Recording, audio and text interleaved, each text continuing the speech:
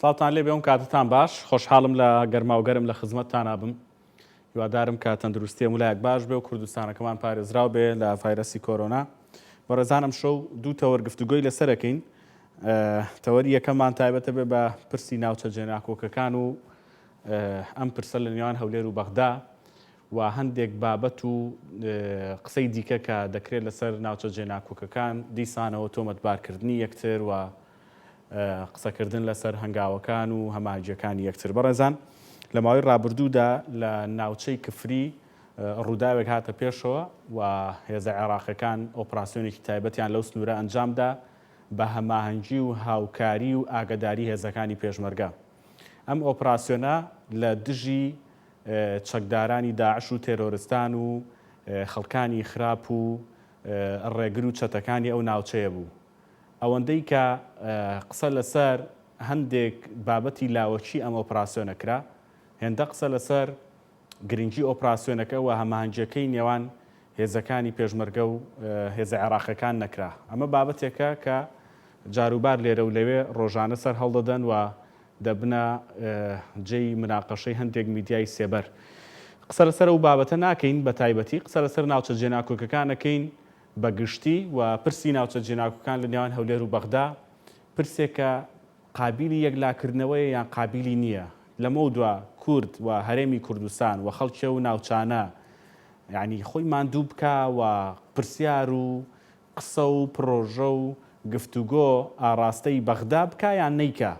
ئەگەر دەیکات چۆن بیکە، ئەگەر یعنی گەیشتوین بەو قۆناغش کە نەیکەین و دەستی لێ بشوین، پلانمان چی بێ، بەرنامەمان چی بێ؟ ئایا تەنها خەتای بەغدایە کە ئەم ناوچانە یەکلا نابنەوە یان خۆشمان لە هەرێمی کوردستان و هێز و لایەنە سیاسی کوردەکان و سەرکردایەتی سیاسی کوردیش بەپێی پێویست هەنگاومان نەناوە و دۆخەکە خەنەوەمان بۆ نەکردووە و بەرنامە ڕێژیمان بۆ نەکردووە و بەپێی استراتیژێک و بەرنامەیەکی ئایندەساز قسەمان لەسەر نەکردووە و هەنگاومان بۆ نەناوە. ئەمە تەوەرێک دەبێت. تەوەری دیکەشمان تایبەت دەبێت بە ئەوەی کە کازمی چۆن مامەڵە لەگەڵ خاڵە سنوورەکان دەکا. ماوەی 2 هەفتەیەک دەبێت مستەفا کازمی خوی یاوتە خاڵە سنوورەکان و دەیەوێت چاکسازی و ڕێخستنەوە لەو ناوچانەدا بکە لە نێوان دوو کەوانەدا کە قسەی کازمی خۆیەتی. ئێمە شیکردنەوەیەک بۆم هەنگاوانەی کازمی دەکەین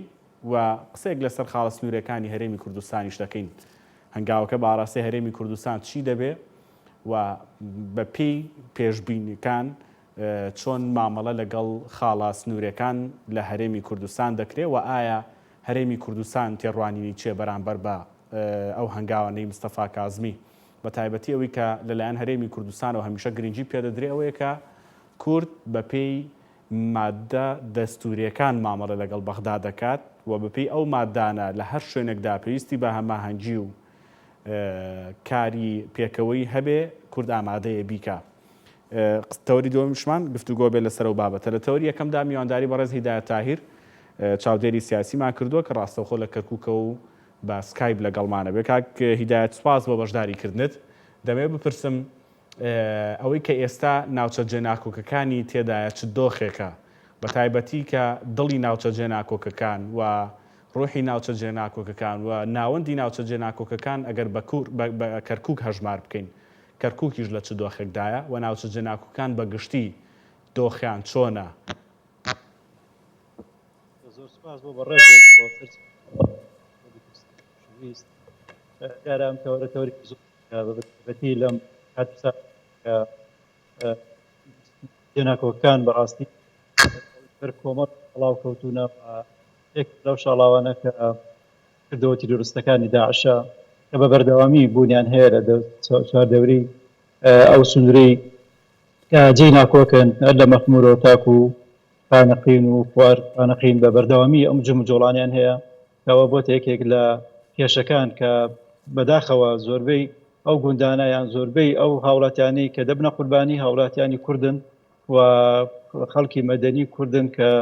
زۆربیان لەو بارودۆخەیە بەر ئەو قوربانیەک بوونە قوربانی بەر ئەو شاڵاوەی کردەوەتی درستەکان. لە هەمان کاتە جگە لەو حاڵەتە حاڵەتێکی تریشمان هەیە ئەویش بەڕاستی ئەو نەسازانەیە کە لەنێوان حکوومەتی هەرێم و حکوومەتی فیدرالیە کە بەردەوامی نەیانتوانی وایە نەیانزانی وەکو پێویست هەمانگەیەکی پتە و دروستکەن بۆ ئەوەی کە هیچ ڕۆژی ڕۆژان کێشە دروست دەبێت لە ناوچانەوە هەروەها بتوانن ئەو کێشانەی کە هەیە بەپێی دەستور و بەپێی دەقەیاسایەکان چارەسەر بکرێت. عەرەبە ڕۆشنبیرەکان قسەی زۆر جوانیان هەیە لەسەر دەستور. دەڵێن کورد کاتی خۆی کە دەستوری نووسیەوە زانی چیەوێت و عەرەبی شیعە کە نووسیەوە نەیزانی چیەوێت و لە هەمان کاتشە عەرەبی سوننا ئەوەی نووسیانە وەکو هەتی و بە هەتیوی نووسیانەتەوە کە کەسیان نەبووە. بۆیە دەتوانین بڵێن کورد لە کاتێکە دەستوری نووسیەوە کە بەڕاستی لەو پڕی بەهێزیە بوو و کورد خۆی خاوەنی مەسەلەکە بوو. بۆیە مادەی ١٣ لەو مادانەی کە هیچ کەسێک هیچ نەیارێک و هیچ ناحەزێک ناتوانین کۆڵی لەوە بکە کە ئەو مادەیەکە قابلی جێبەجێکردنیان یان مادەیەکە کە بتوان هەڵی وەشێنەوە. بۆیە بەڕاستی کورد و قیادەی کوردی بە بەردەوامی ناتوانیوە وەکو هێزێکی یەکگرتوو وەکو سەرکردایەتیەکی یەکگرتوو ئەوانە بچن ینی داکۆکی لە جێبەجێکردنی ئەو مادەیە بکەن چونە سەر ینی خاڵە لاوەکیەکان کە بەڕاستی ئەمە بووە مای ئەوەی کە بە بەردەوامی باشە من بەلامەوە گرنگە هەڵسەنگاندنێک بۆ ئەوە بکەین و باسی ئێستاش بکەین کە پێویستە چه هەنگاوێک بنرێ و چۆن مامەڵە لەگەڵم پرسیار بکرێ. بەڵام بەرلەوە بەگشتی باسێک کرد لە ئەو تەنگەژانە کرد کە لەو ناوچەیە هەن بە تایبەتی لە کردەوەی تیرۆریستی و جموجۆڵی تیرۆریستان. بەڵام ئەوەی پەیوەستە بە دۆخی نێوخۆی شارەکان بە تایبەتی کەرکووگەوەی کە لە ماوەی ڕابردوودا هەمیشە جێگلەی بوو کە هەنگاوەکانی پارێزگارە بە وەکالەتەکەی کەرکووک بوو. ئێستا هەنگاوەکانی لەکوێیان چی دەکات چۆن مامەڵە لەگەڵ پێکاتە جیاوازەکانی کەرکووکاکە؟ بڵێ دیارە یەکەی لە هەڵە گەورەکان کە کورد کردی لەم شارەیە ئەوە بوو کە ڕیفراندۆمی کرد کە ئەمە بەڕاستی لە کات و ساتی خۆیان نەبوو و بە حکمی ئەوەی کەرکووک و ئەو ناوچانە بەپێی دەستور ناوچەی جێناکۆکن نابایە ئەو پرۆسەیە ئەنجام بدرایە کە بووە مای ئەوەی کە کورد بە تەواوەتی لاواز بێت لەو سنوورەیە چی لە ڕووی ئیداریەوە چی لە ڕووی ئەمنیەوە چی لە ڕووی سەربازیەوە و بە تایبەتی ئەتوانین بڵێن لە ڕووی ئیداریەوە کە بەداخەوە زۆربەی شوێنەکان لە دەست دراوە زۆربەی کورد لەو دام و دەستگا حکومیانە چی وەکو بەڕێوەبەرچی وەکو سەرۆکی بەش و تەنانەت لەسەر ئاستی خوێندنی باڵا و پەیمانگا و شوێنەکانی تر شوێنی کۆمەڵە شوێمانە دەستدا بە حکمی ئەو سیاسەتە خراپەی کە لە ڕیفراندۆمەوە بەڕاستی سەرچاوی گرت. ئەمە بووە مای ئەوەی کە عەرەب بە تەواوەتی زاڵ بێ بەسەر بارودۆخەکەیە و بە بەردەوامی لە 3 ساڵی ڕابردووە هەوڵێکی تەواویاندا بۆ پاکتاوکردنی کورد لە دام و دەستگا حکومیەکان کە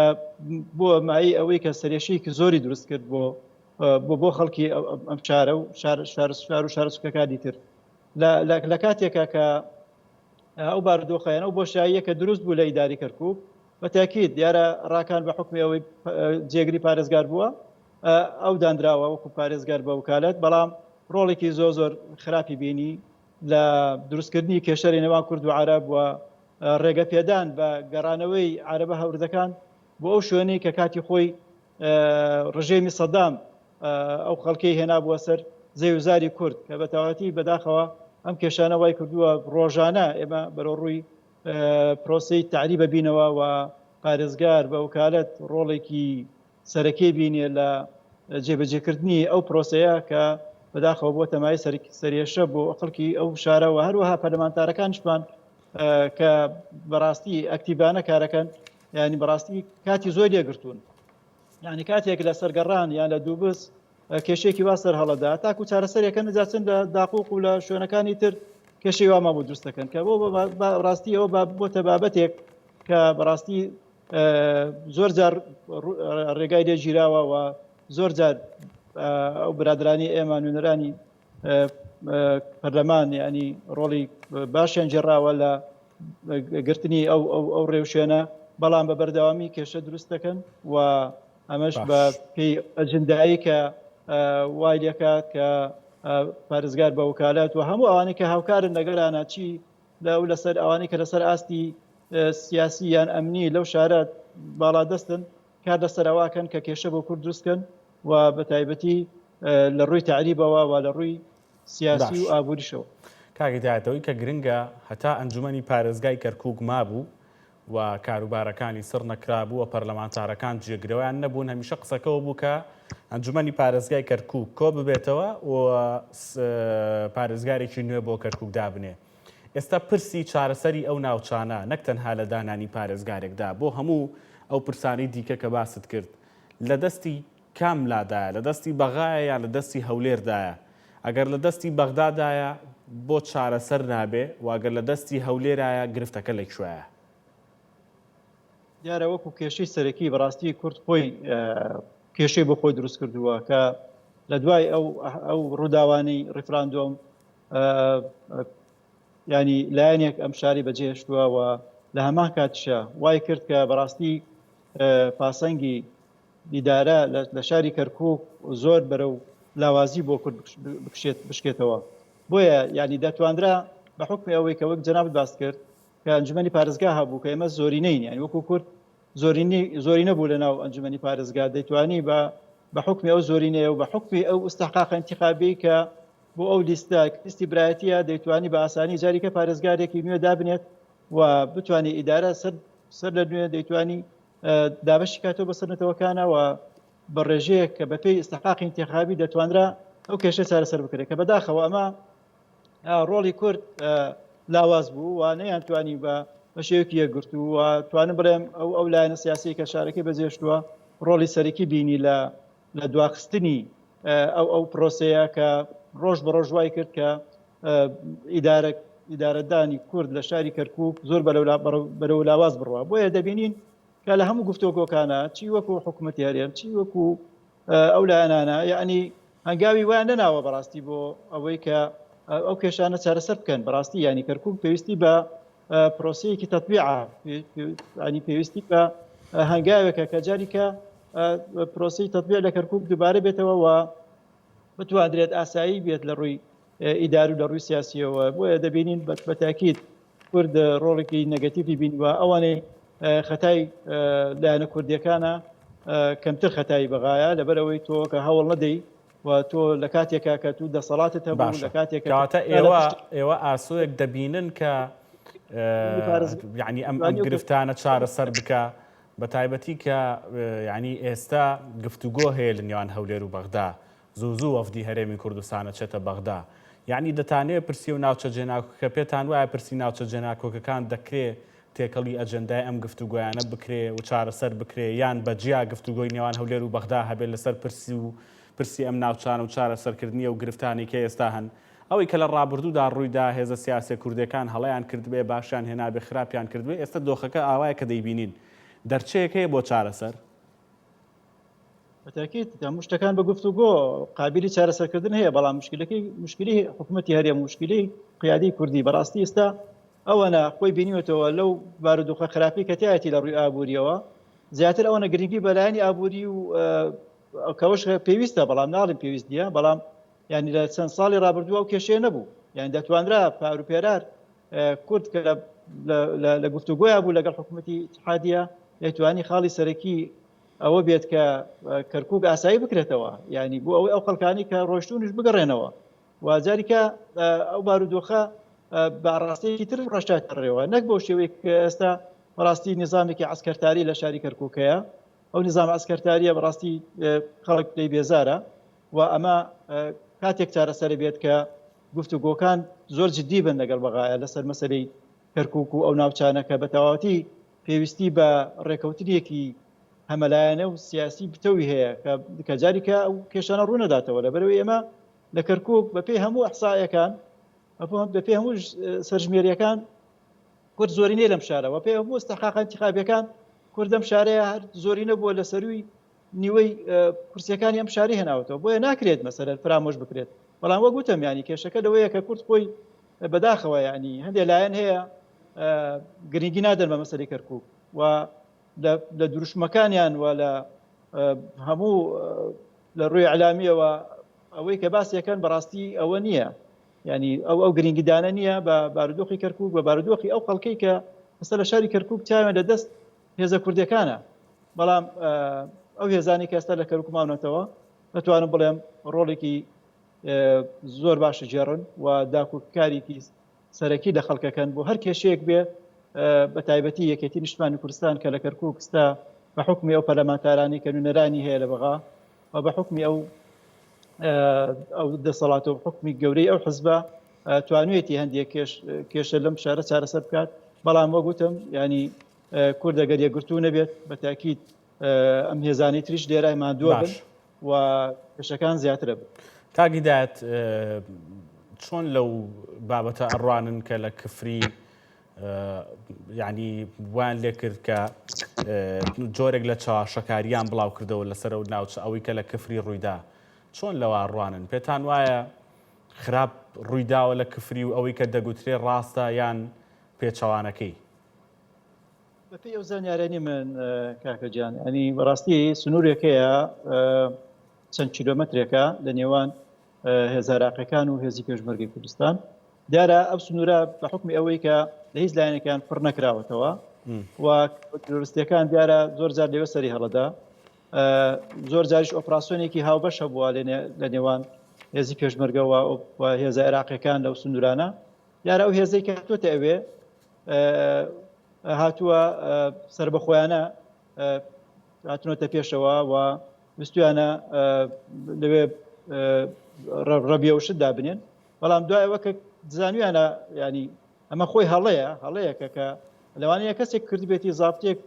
کردبێتی ئەو معنایەوە نییە کە مەسەرەن ئەمە هەمانگی نییە ئەمەما لەبێ نەچێت ینی ئەگە مەسەلەکە ئاڵای عێراق لە هەموو دام و دەستگاکانی حکوومەتی هەرێم بە پەرلەمان و بە حکوومەت و بەسەرۆکی هەرێمیشەوە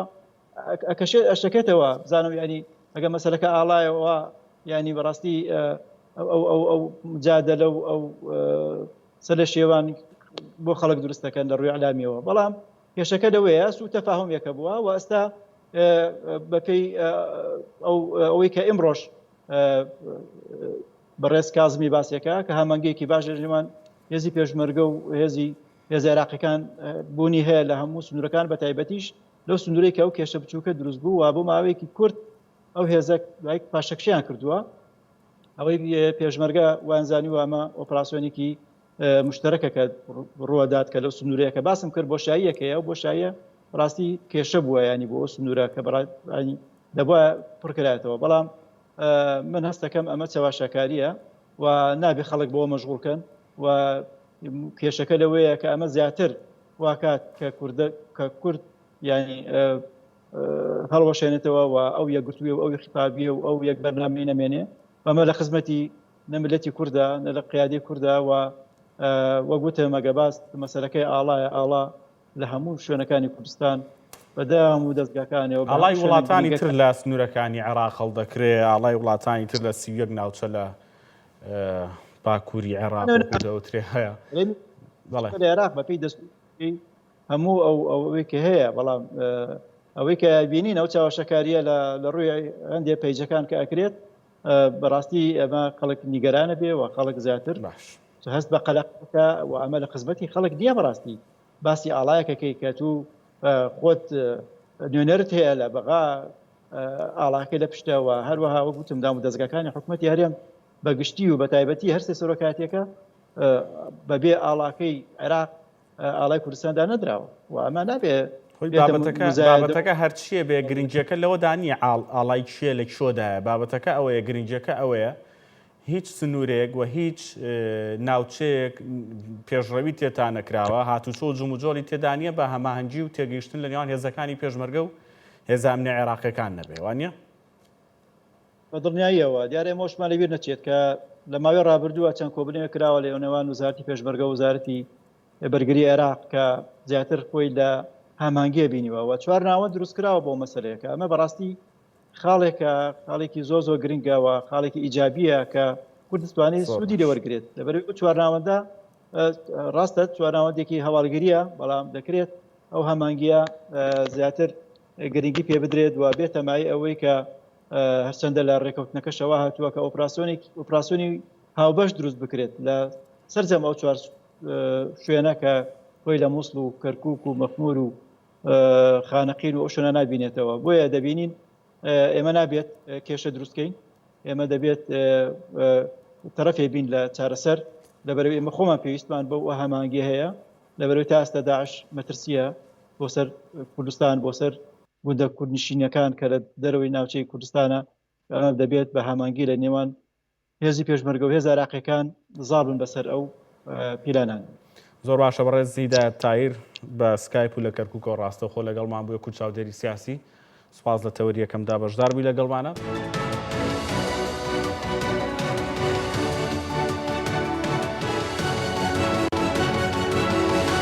جاریتر سڵاوتان لێبێ. مامەڵەی کازمی لەگەڵ خاڵە سنوورەکان دەکرێت مەرامەکانی پشتی خوێندنەوەی بۆ بکرێ. ئەوەی کە دەکرێت لێدانە لە هەیمەنەی هێز و لایەنە سیاسیەکان بە تایبەتی ئەو هێزە شیعانەی کە چەکداریان هەیە بۆ ئەوەی کە سەرچاوی داهاتیان و هەیمەنەیان لە خاڵە سنوورەکان ببردرێت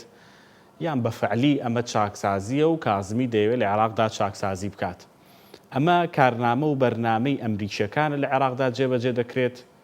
یان ئەجەندایەکی سڕف عێراقیەوە پەیوەندی بە هیچ دەستێوەردانێکی دەرەکیەوە نییە.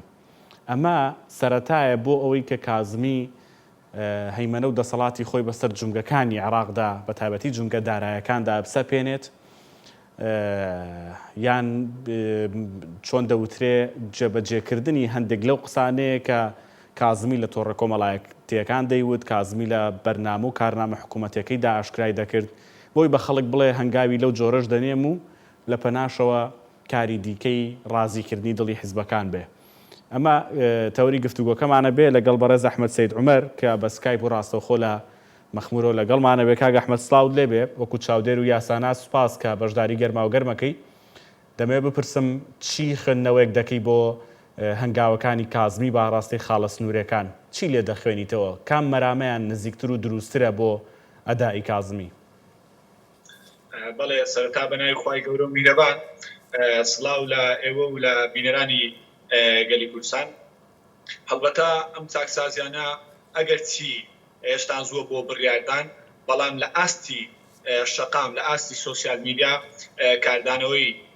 باش لێکەوتۆ لە ناو جەماوەر و لە ناو شەقامی عێراقی چووکە لە ماوەی ڕابردوو بە تایبەتی لە دوای پرۆسەی ئازادی لە عێراقەوە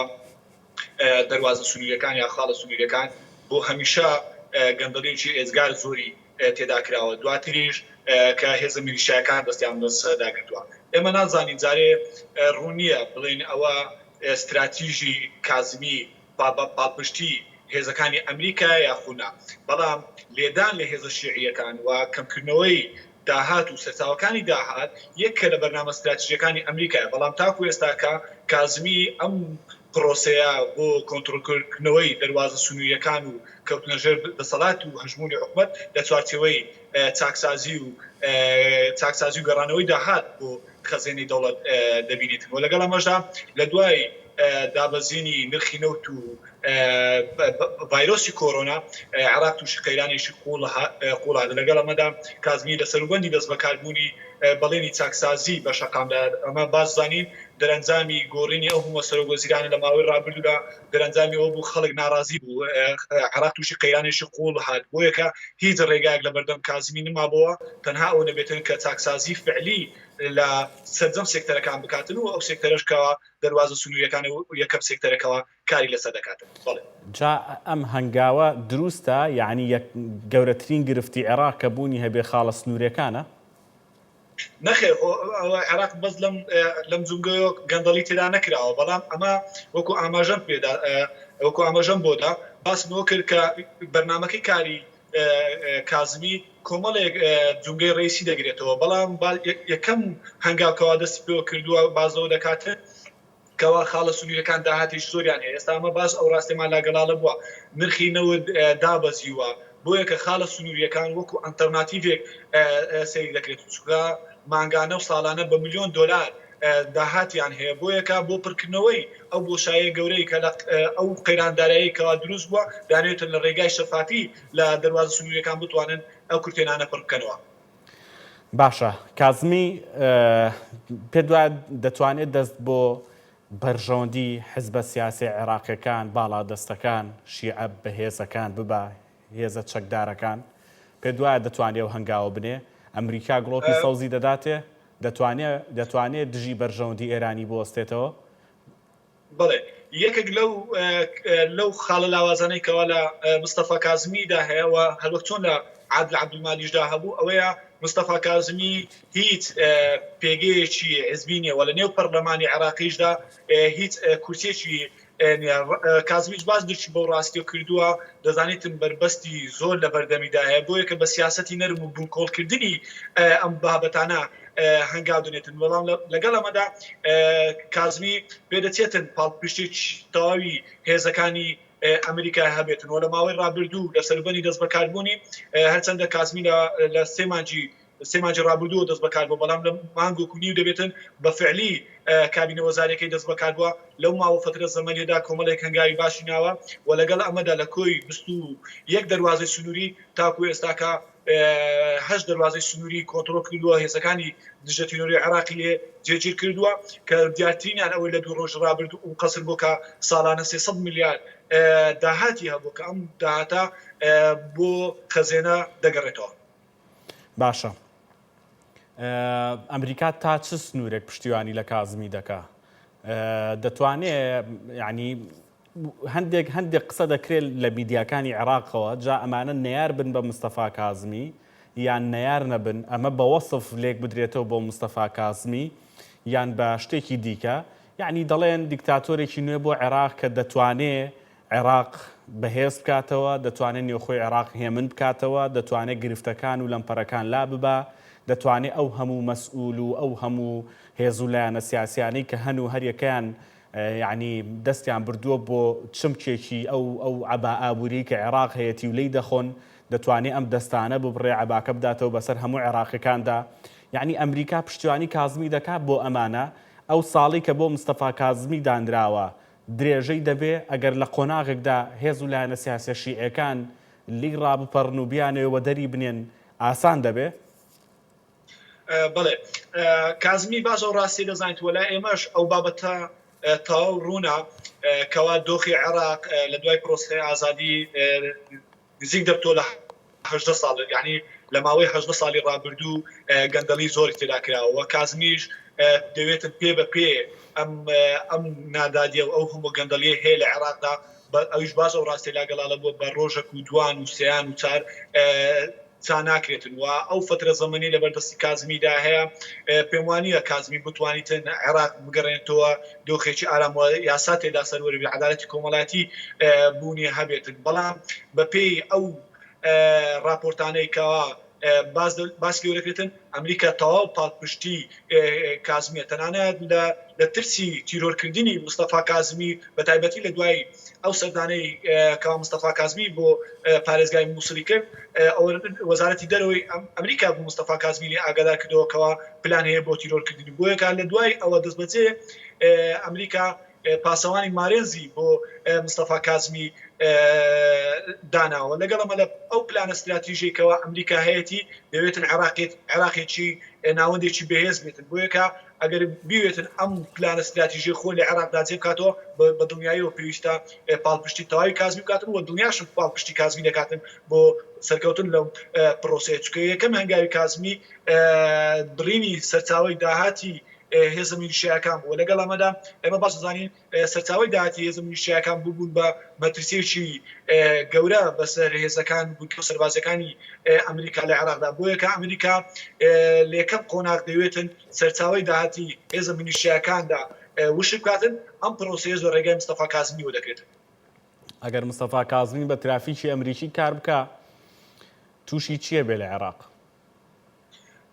جارێ دیار نییە تووشی چی دەبێت یاخود بزانین لە قۆناغی ئایندەدا ئەمریکا تا چەند پاڵپشت دەبێت و لەگەڵ ئەمەدا ئێستا دۆخی عێراق دەتوانم برێم لە لێواری داروخاندا چووکە بە پێ سەرچاوانە بازەکرێن سیستانی دۆخی تەندروستی زۆر خراپە و لەگەڵ ئەمەدا سیستانی لە ماوەی ڕابردوو لە سەروبەری دەست بەکاربوونی مستەفا کازمی پاڵپشتی تەواوی مستەفا کازمی کرد بۆ ئەوەی بتوانیتن هاوسەنجی ڕابێتن بۆ بتوانانی گەندەڵی کۆنتڕۆڵ کاتن و لەگەڵ ئەمەدا نازانێت ئەگەر بێت و لە چەند ڕۆژداهات و سیستانی کۆچ بکاتن پێم وایە دۆخی عێراق تووشی جێژاوێکی زۆر دەبێتن و ڕەنگە سەر بچێشن بۆ شەڕی ناو خۆی چکەیە هێزە شیعیەکان ئەوە قبول ناکاتن و ئەوان باش درچیان بۆ کردووە ئەمریکا لە ڕێگای کارکتەری مستەفا کازمی وەدانێتن پێگەی ئێران و هێزە شیعەکانی سەر ئێراندا لاواز بکات. ئەو قسانی کە قەیس خەزعەلی لە ماوەکانی ڕابردوودا بە تایبەتی لە دوای ڕووداوەکانی عەسایبی ئەهلی حەق لە بەغدا و جموجۆڵ بۆ سەر خاڵە سنوورەکان دەیکا، ئەمانە هەڕەشەی جددین؟ نازانم هەڕەشەکە ینی چۆن جددی بێتن. ئەو هەڕەشانە ئەگەر بێت و تەواوی دەواازە سنووریەکان بگرێتەوە، من بەر لەوەی داخلی ئەم بەرنامە بم لە ڕێگای تویتەر سەیریشی لێدوانێکی بەشێک لە بەرپرسە باڵاکانی عەجز شعبی ماکرد، هیچیان لاریان لەسەر ئەوە نەبوو بازەوە کەوا نابێتن هێز عێراقیان دەست بەسەر ئەم خاڵە سنووریاندا بگرن، بەڵام تاکیدکردنەوەی وان لەسەر ئەوە بوو کەوا دەبێتن کۆی دەواازە سنووریەکان کە مەبەستیان لێ ئەو بوو دەواازە سنووریەکانی هەرێمی کوردستان، چونکە لە نووسراوەکەی ئەنجومەنی وەزیران کە لە 5 عەف دەرکراوە بۆ چاکسازی بۆ گەڕانەوەی کۆی خاڵە سنووریەکان بۆ ژێر هەژمونی ناوەند باز لەوە نەکراوە، یعنی بەشێک لەو خاڵە سنووریانی هەرێمی کوردستان لێ بەدەرکرێتن، بۆ کۆی خاڵە سنووریەکان دەگرێتەوە پێشمانیە ئەوان بتوانن لە ئێستادا بتوانن بەربەست دروست بکەن لە بەردەم مستەفا کازمی، هەروەک چۆن لە ماوەی ڕابردوو لە فترێکی زەمەنی زۆر کەمدا توانێت توی 8 خاڵی سنووری دەرواز سنووریەکان کۆنتڕۆڵ بکاتەوە و بیگەڕێنەوە ژێر دەسەڵاتی حکومەتی ناوەند. باسی هەرێمی کوردستانت کرد، با باسەکە بگۆڕین بۆ هەرێمی کوردستان بە حکمی ئەوەی بەڕێستانی یاساناسیشن، یعنی مادە دەستوریەکان لەسەر کۆنتڕۆڵکردن و ئیدارەدانی خاڵە سنووریەکان چی تێدایە؟ دەستور ڕێدەدا کازمی بە ئارەزوی خۆی هێز بۆ هەر خاڵێکی سنووری لە هەرێمی کوردستان یا عێراق بنێرێ، بە تایبەتی هەرێمی کوردستان لەبەرەوەی جیاوازی هەیە لەگەڵ عێراقدا، جیاوازەکە شوێ ناوچەیەکی فیدراڵیە دەزانین هەرێمێکی سەربەخۆیە یعنی لە ناوخۆی عێراقدا، یعنی دەستور ڕێدەدا کازمی هێز بنێرێتە سەر خاڵە سنوورەکان بێ ئەوەی پرس و هەماهنگی بکات، یان ئەگەر هەرێمی کوردستان نەیەوێت ئەو خاڵە ڕووبات و دەستور ڕێ بە کازمی دەدا؟ بڵێ لە مادەی 19 و 110 دەستوری هەمیشەیی عێراق بازەوە کراوە کەوا پاراستنی سنوور و ئاوهەوای عێراق لە ژێر دەسەڵاتی ناوەندە، بەڵام سەبارەت بەوەی کازمی بتوانی هێز بنێرێتە خاڵە سنووریەکان، ئەمە پێم وایە پێچەوانەی دەستورە، چونکە ئێمە پێشمەرگەمانەیە بە پێی دەستوری هەمیشەیی عێراق پێشمەرگە دوسەیەکە لە مەنزومەی دیفاعی عێراقی، بەڵام لە دەستور بە پێی ڕێنمایەکان و یاسەبەرکارەکان بازەوە نەکراوە حکومەتی عێراقی بێتن بە شێوەیەکی هەموو دەواازە سنووریەکانی هەرێمی کوردستان کۆنتڕۆڵ بکاتن، بەڵکو بە شێوەیە هاوبەش ئەوەیە کە 150 داهاتەکەی خاڵە سنووریەکان بگەڕێتەوە بۆ حکومەت ناوە 150 بۆ هەرێمی کوردستان بگەڕێتەوە، لە بەرامبەر ئەوەدا بە پێی ڕێژەی دانیشتوان هەروەک چۆن لە بەسرا و بەشێک لە پارێزگاکانی تری عێراق کە داهاتی خاڵە سنووریەکان دەگرێتەوە پارێزگاکان هەرێمی کوردستانیش بگەڕێتەوە، ئەو لە بەرامبەر 150 داهات بدرێتن بە هەرێمی کوردستان. ئەوەی لە ماوەی ڕابردوو دەمێ ئاماژە بەشتێکەوە، ئەوەی لە ماوەی ڕابردوو هەرێمی کوردستان تاگلایانە دەواازە سنووریەکانی بەڕێوە بردووە، پێم وایە دەرەنجامی لاوازی حکومەتی عێراقی بوو، ئەگەرنا بە پێی ڕێنمایی و یاسەبەرکارەکان دەبێتن ئەو دەواازانە بە هاوبەشی لە نێوان حکومەتی هەرێمی کوردستان و حکومەتی عێراقی. ئاخر هاوبەشەکە چۆنە؟ هاوبەشەکە ئەوەیە کە هێزی هەردوو لا لە خاڵە سنوورەکان هەبێ، فەرمانبەری هەردوو لای لێبێ، پارەکە و داهاتەکەی بۆ هەردوو لا بێ، یان بەغدا دەتوانێت تەنها چاودێر بێ و چێکی لایەنە مادێکە بکاو و ئەو مستەحقاتی کە بەپێی دەستور بۆ بەغدا دەگەڕێتەوە بگەڕێنێتەوە خەزێنی بەغدا. کامیانە ئەوەی کە باسی دەکرێت؟ بەڵێ دەکرێتن حکومەتی عێراقی لە ماوەی ڕابردوو لە سەردەمی کابینەکەی عەیدەر عەبادیش ئەو مفاوەزاتانە لەسەر ئەم دەواازە خاڵە سنووریەکاندا هەبووە، هەرێمی کوردستان لاری لەسەر ئەوە نەبووە، لەسەر ئەوەی کەوا دەسەڵاتی کارگێڕی بدرێتن بە حکومەتی ناوەند، بەڵام هاتنی هێز ئەمە سەرڕای ئەوەی کە بەدەر لە ڕاهەندە دارایەکەی پێم وایە ڕاندی نەتەوایەتی و نیشتیمانی هەیە، بۆ یەکە جێگای قبولکردن نییە هێزی عێراقی بێتن دەواازە سنووریەکانی هەرێمی کوردستان لە دەواازە سنووریەکانی هەرێمی کوردستان جێگیر بێت، لە کاتێکدا هێزی پێشمەرگە لە دەواازە سنووریەکان وجودیان هەیە، لە هەمان کاتیشدا پێشمەرگە جزئێکە لە مەنزومەی دیفاعی حکومەتی عێراقی. ئەم پرسیارە گرنگە، محەممەد ڕاز دەکات لە فەیسبوک نووسێتی محەممەد عەلی ئەڵێ ئەگەر کورد یاخود هەرێمی کوردستان یا حکوومەتی هەرێم یا بەشێک لە حکوومەتی هەرێم ناوێت هێز لە خاڵە سنوورەکان جێگیر بکرێ، ئەی بۆ ڕازیە کە هێز لە ناوچە سنوورەکان بەرامبەر بە تورکیا جێگیر بکرێ فەرقی ئەمە و ئەوە لە چیایە؟ ئەمە پێم وایە ئەمە دوو بابەتی جیاوازە لەبەرەوەی بابەتی بردننی هێز بۆ بەرامبەر بە دەوڵەتی تورکیا ئەمە زیاتر دەرەنجامیەوەی لاوازی حکوومەتی هەرێمی کوردستانەوە بەشێک لەو بەرژەوەندیانەی هێزولایەنە سیاسیەکانەوە بۆ جێگیرکردنی هێز لە دەواازە خاڵسوونیەکان پێم وایە حکوومەتی هەرێمی کوردستان هیچ دەرچەیەکی لە بەردەم نماوە تەنیا ئەوەیە بتوانانی چاکسازی و هێزی پێشمەرگە باتن و بۆ ئەوی لە بەرامبەر ئەم داهاتی خاڵسوونیەکان داهاتی بودجە و موچەی خەڵکی هەرێمی کوردستان بنێدرێتەوە و لەگەڵ ئەمەدا دەبینیم لە دوو ڕۆژ ڕابردوو وەزیری دەرەوەی فەڕەنسا سەردانی هەرێمی کوردستانی کردو بۆ چارەسەرکردنی بەشێک لەو کێشانەی کە لە نێوان حکوومەتی هەرێمی کوردستان و حکوومەتی عێراقی و لەگەڵ ئەمەدا خوتی ئەمریکا لەنێو ئەم یاریە دەوێتن چارەسەری ئەم کێشانە بکات بۆ یەک ئەگەر ئەمە نیەتی چارەسەرکردنمانەیە پێویستە سەرتا خۆمان هەنگاوی جددی و فعلی بنێن بۆ ئەوەی بتوانین ئێمەش فشار لە ڕێگای ئەمریکا و فەڕەنسا فشار لە حکوومەتی ناوەند بکەین ئەو بتوانێتن استحقاق و مافەکانی ئێمە بدات. باشە دوپرسیار کازمی بتوانێت سەرکەوتوو بێ لە کۆنتترۆلکردنی بەس باسی بەشەکەی ناوەڕاست و خواری عێراق بکەین سەرجەم خاڵە سنوورەکان لەو ناوچانە پێت وایە کە دەستپێکی سەرکەوتنی کازمیە بەسەر هەموو ئۆلەمپەرانی کە دێنە بەردەمی یان جوزئێکە هیچ نییە؟ بە دڵنیاییەوە ئەگەر من پێم وایە ئەگەر کازمی بتوانێتن تەواوی دەواازە سنووریەکان کۆنتترۆل بکاتن پێم وایە بەشێکی گەورەی سەرکەوتنی ئەو کارکتەرەیە چونکە پێم وایە کۆنتترۆلکردنی دەواازە سنووریەکان گەورەترین لێدانە لە بەرژەوەندی هێزە میلیشیاکان و لەگەڵ ئەمەدا وەک دەزانرێت بەس لە ئەو قەسەر ساڵانە 300 میلیارد داهاتی هەبوو بۆ یەک ئەگەر کازمی بتوانێتن لە دەواازە سنووریەکان جێگیر بکرێتن و هێزی نیشتیماییتیدا جێگیر بێتن و داهاتەکەی بگەڕێتەوە خەزینەی دەوڵەت پێم وایە کازمی بەشێکی گەورەی سەرکەوتنی تۆمار کردیا پێم وایە ئەوانەی تر دەبێتەوە باقی وەکو دوو موچەی و گەندەڵیکردن لە بەڕێوەبەرێک یا لە وەزیرێک پێم وانە ئەوانە شتی قورس بن چونکە ئەوانەی ئێستا دەواازە خاڵە سنووریەکانیان کۆنتترۆل کردووە هێزی چەکدار بە هەزارهای چەکداریان دەتوانن کێشەی گەورە بۆ مستەفا کازمی دروست بکەن بۆ یەکە من پێم وایە کە کازمی موفق بێت و سەرکەوتوو بێتن لە کۆنتترۆلکردنەوەی دەواازە سنووریەکان و گەڕانەوەی داهات بۆ خەزینەی دەوڵەت پێم وایە ئەمە تێکشکاندنی کۆی لە پەرەکانە کازمی دەتوانیت تەزاوزی کۆی سەر وەزیرانەکانی پێشوو بکاتن و ببێتە جێگای ڕەزامەندی شەقامی عێراقی چونکە تاکو ئێستاکە خەڵک پێیان وایە ئەم جوولانەوانەی مستەفا کازمی نمایشێکا بۆ کۆمەڵێک بەرژەوەندی سیاسی بۆیە کە دەبێت ئێمە چاوەڕێ بین بزانین لە داهاتوودا مستەفا کازمی موفق دەبێتن یاخۆ نەچکەی بەشێک لەو سەرکردن میلیشیاکان کۆمەڵێک هەڕەشەیان کردووە دەبێتن ئێمە لە چەند ڕۆژی داهاتوو چاوەڕێ بکەین بزانین کازمی موفق دەبێتن لەم پرۆسەیە کەوا دەست پێ کردووە بە تایبەتی ئەم نووسراوەی کە لە ئەنجومەنی وەزیران لە 5 ئاراستەی وەزارەتی دارایی کردووە وەزارەتی دارایی ماوەی 6 مانجی دیاری کردووە بۆ چاکسازیکردن لە دەواازە سنووریەکان ئەگەر دوای ئەو 6 مانگە کازمی توانی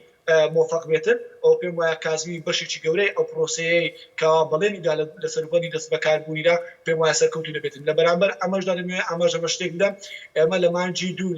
مانجی دوو لە چوارچێوەی بەرنامەی کاری حکوومەتی هەرێمی کوردستان و لەگەڵ ئەمەدا لە پرۆژەی یاسای چاکسازی بازەوە کراوەکەوە ساڵانە بە $1,000,000 بەهادەر دەدرێتن لە ڕێگای بە قاچاقینانی کۆمەڵێک شتومەکەوە بەڵام لە ماوەی ڕابردوو لە مانجی دووەوە 4 لێژنە پێگەندراوە بەڵام تاکو ئێستاکە ئەو لێژنانە هیچ ئەنجامیان کە دروست نەکرێت کە ببێتە مایە دڵخۆشی یاخود ببێتە مایە ئەوەی داهات بۆ خەزینەی هەرێمی کوردستان بگەڕێتەوە لەگەڵ ئەمەدا کۆمەڵێک کەموکوڕی لە دەواازە سنووریەکانی هەرێمی کوردستانەیە بەپێی یاسای